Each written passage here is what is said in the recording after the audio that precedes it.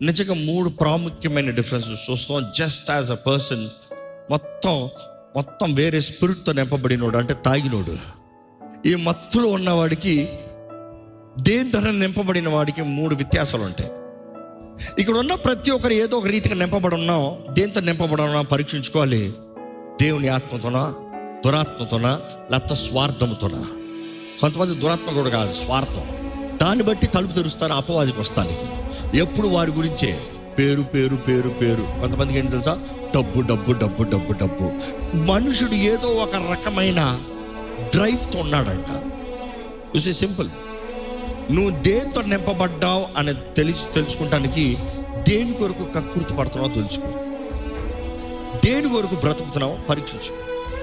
ఏంటి నీ ఆశ ఏంటి అనేది చూసుకో. నీ ఆశ ఏంటి అని చూసినప్పుడు నువ్వు దేంతో నింపబడ్డావు, దేని వెతుకుతున్నావు అనేది చాలా క్లియర్ ఉంటుంది.